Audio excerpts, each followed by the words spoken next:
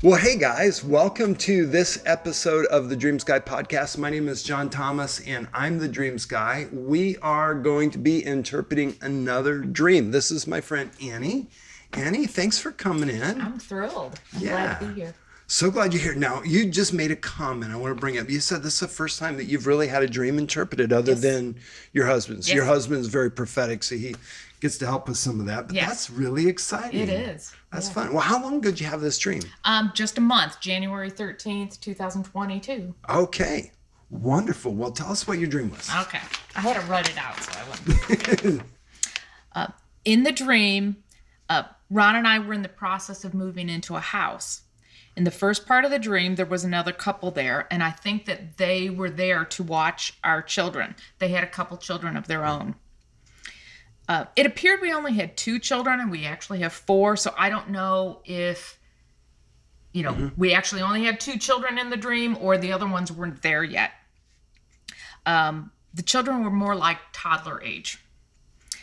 I perceived the boy to be my second son. He was a blonde-headed boy, and I did see his face. There was a girl with long dark hair, just like my daughter, but in the dream itself, I don't remember thinking that it was specifically her, and I didn't see her face. I know that we were trying to get everybody settled so that we could go to the airport. The impression that I got is that we were going back to get the rest of our stuff. And there was just one quick scene of an airport, and I think we were there, but I did see the airport. We woke up into the master bedroom. It was very small. It did have a bathroom attached to it, and it looked like Ron and I were in twin beds. In the next scene, I walked into another bedroom, which appeared to be the children's room, and it was very, very large. The first thing I noticed was an exterior door leading to the outside. There was a piece of plexiglass on the door frame, not just on the windows. It didn't have a door handle on the inside, and I remember telling somebody that we're going to have to really watch that and that it needs to be locked at all times. The door did have a window in it. Mm-hmm. As I looked around the room, I noticed there were washer and dryer hookups.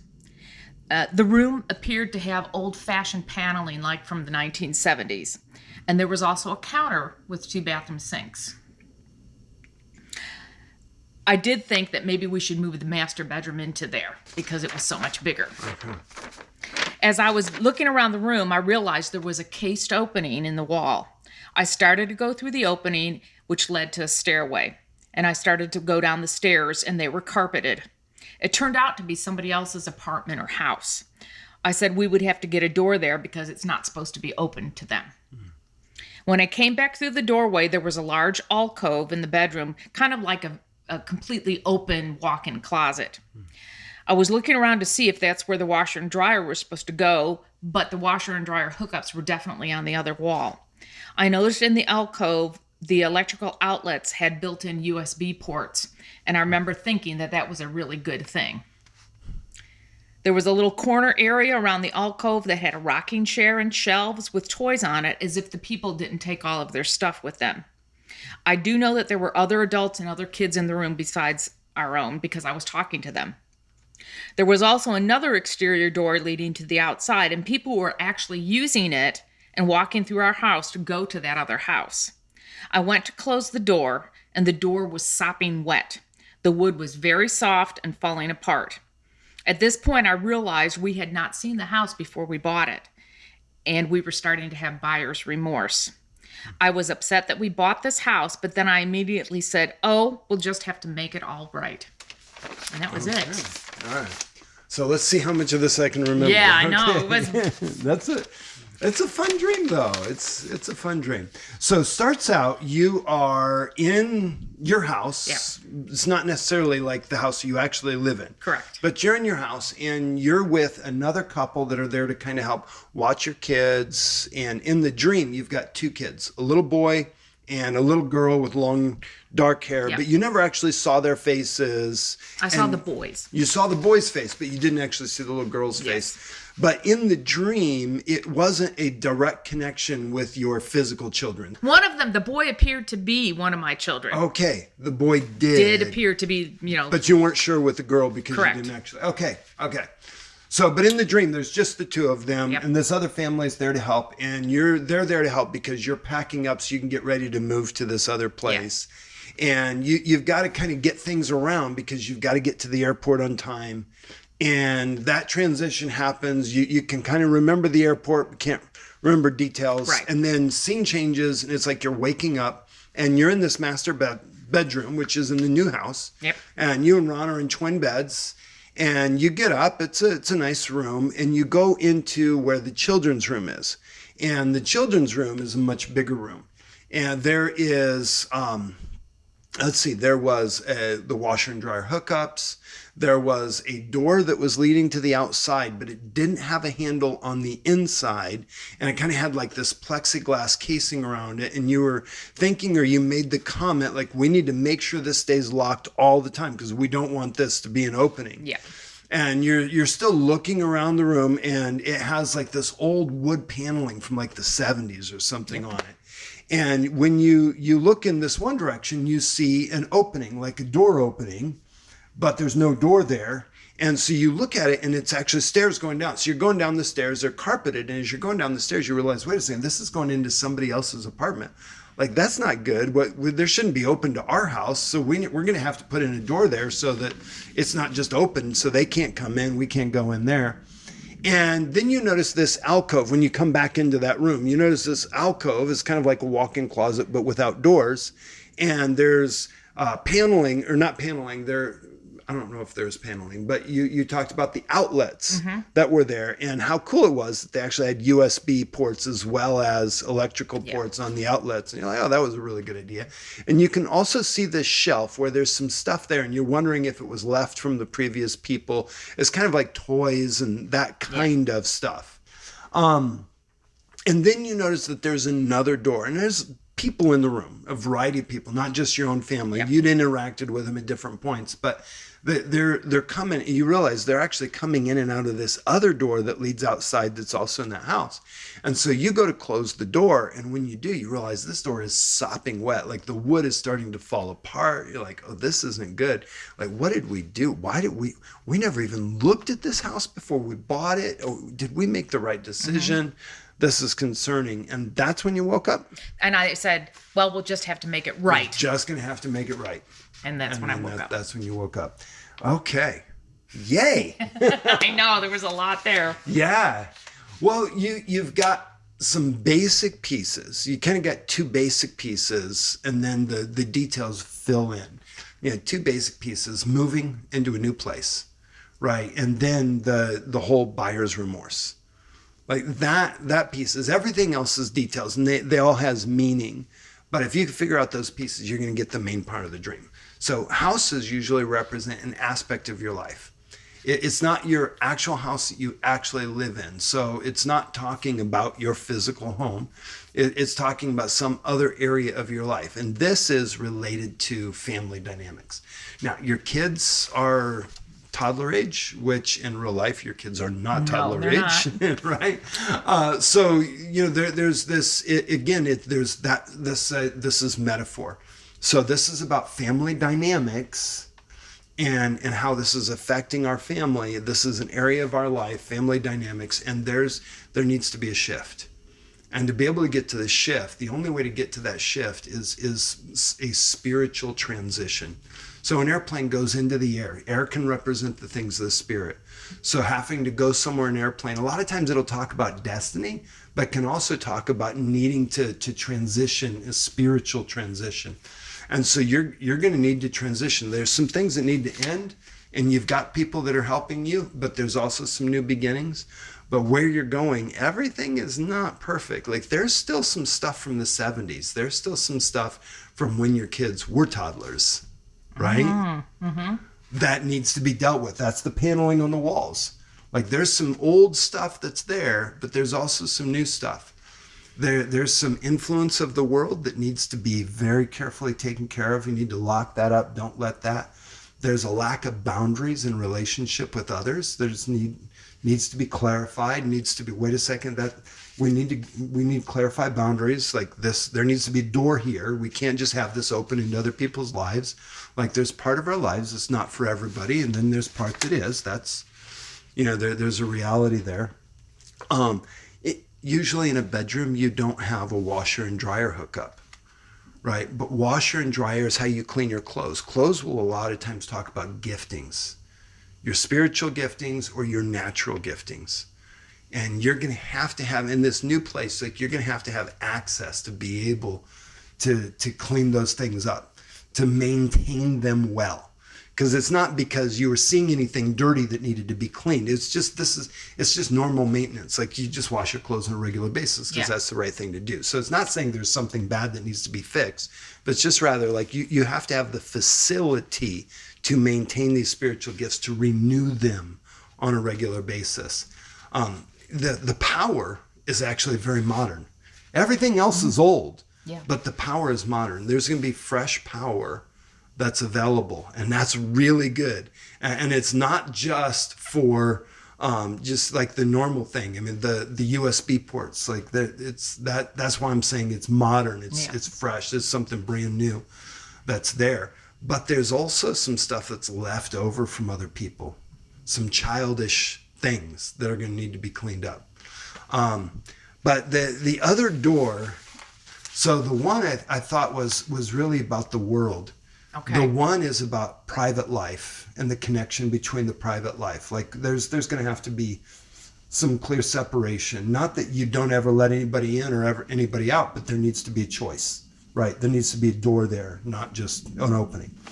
But this other door is more about social fellowship interaction, because people are just kind of coming and going, right? So these are just our everyday interactions, not necessarily somebody that we're doing life with, living with, that we need to clarify the boundaries, right? Because that's more of a long-term relationship. Yeah. These are more short-term relationships, and there's a lot of interaction there, but that also is going to have to be, right? There's going to need to be some maintenance. It's soaked, I'm trying to figure out the soaked, because in one way, water can be a positive thing, can talk about the thing of the spirit. But in this context, because it's causing the door to fall apart and the wood to rot, that's not a positive thing. That's a negative thing. So it's more about the exposure to the elements. That's what's going on. Like there's some things that have just been left open. And the door's going to need to be replaced, right? It's going to be something new needs to happen here to adjust this so that it's more safe for the interactions. And while there's difficulties in the new season that you're in, it's not, we can go back to the way it was. It's okay, this is what it is. Here's the work we need to do. We're just going to have to make this work. We're going to have to put in the work to update this. So, summarizing. In a transition, right? There's been some transitional stuff in your life, in your spiritual life, and it's affecting some family dynamics. Part of those are about dealing with the access to the influence of the world. Part of it is about the interactions with people that you do life with. And where that is supposed to be and how to keep that healthy. Part of it is also just social interactions and broader, having a space for people to come in, but also having it's again boundaries, right? The door, what allows in, what's not allowed in, when it's allowed in, when it's not allowed in. There was no idea of locking it, because you're not trying to lock it against the world. You just want it healthy, so that it stays there and it protects that family relationship, that dynamic, and what's there. But there's power available to do it. There's some old stuff you're gonna have to deal with, and some stuff that you've had for some years, and yet it's worth it. The hard work that you're gonna have to put in is gonna be worth it. Does that make sense? It does. I mean, there's questions that I have are, as far as like the family dynamics, we are slightly estranged with one of our children, not the one that I actually saw in the dream, at the moment, because of some worldly influences that have, brought some division.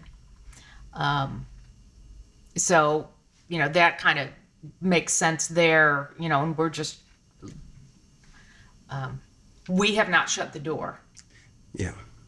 The child shut the door. Yeah. Yeah. Well, the door can be opened from the outside, but not from the inside. There's no handle on the inside. Right. Yeah. Okay. Yeah. The 70s paneling, I was a teenager in the 70s. So, that makes me try to think back, wonder what, I meant like wondering what are some of the old things. Yeah. What were the dynamics in your family growing up? Not that you have to say them right now, but those would be the questions.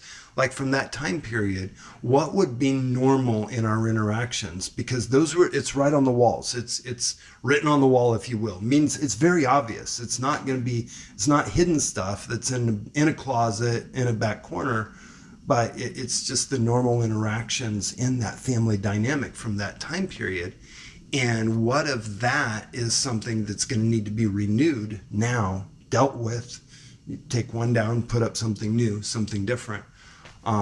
Asking that of the Lord, like what's going on now in our lives that had their roots there, that started there, and when I was a teenager with my parents, and how that's affecting the situation now. I mean, I'm trying to think. Like, I know that. I was a very unhappy teenager, which I know is not incredibly uncommon because it's a rough time, but I have to give it some thought just to kind of, try to figure out what is it, because, just like most of us, there are things from our past that affect us. And, I know for me, I surely want to get rid of it. Yeah. Let's find it and let's do what we need to do. Yeah. Yeah. Okay. So that's fine. Interesting. And I guess, that's probably my biggest question is,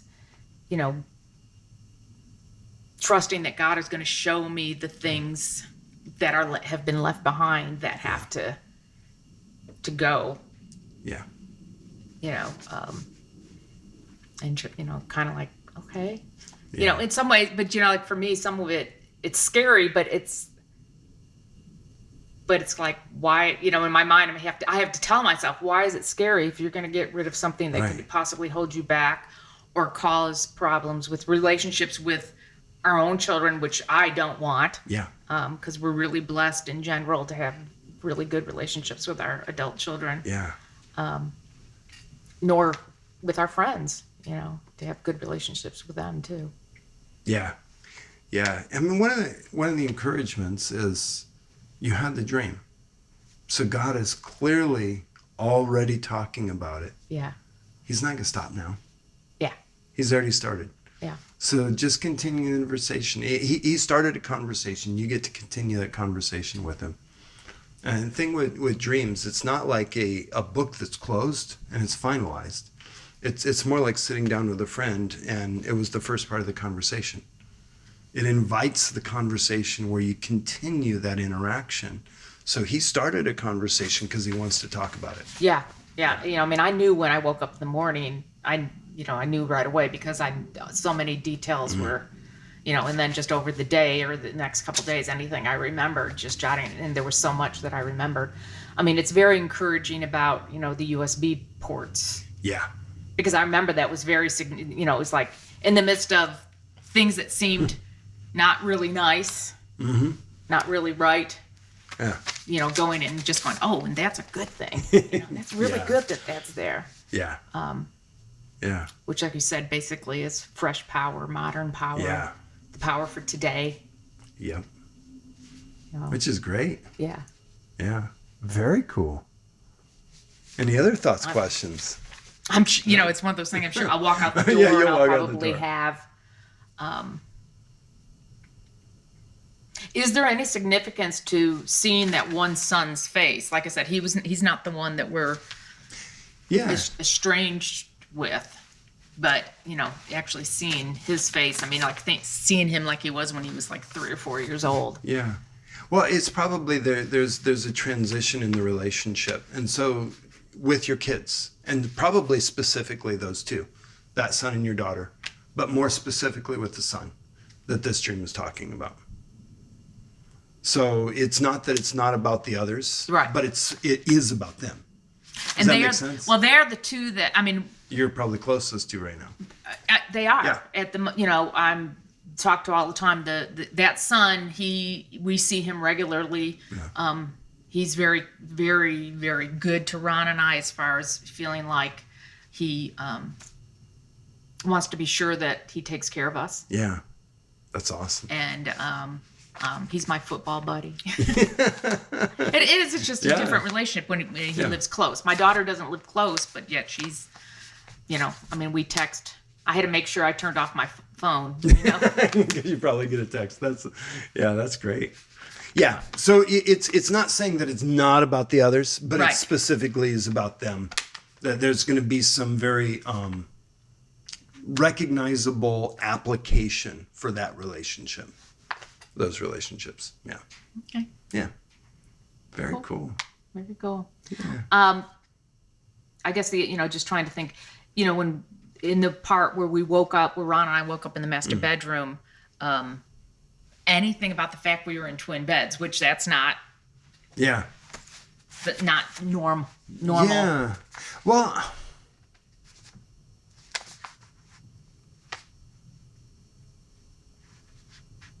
There's something, but I'm not sure what it is. Okay. Fair enough. Yeah. Yeah. I'm not getting anything on that one. Yeah. So, but if I get something, I'll let you know. All right. Yeah. Okay. Very cool. I can't think of anything else right now. Awesome. Well, thanks so much. Thanks for taking some time, and thanks for sharing your dream. Oh, my pleasure. Yeah. Thank you very much. Yeah. Awesome. Well, guys, thanks for joining us for this episode of the Dreams Guide podcast. My name is John Thomas, and we will see you on our next episode. Until then, keep dreaming.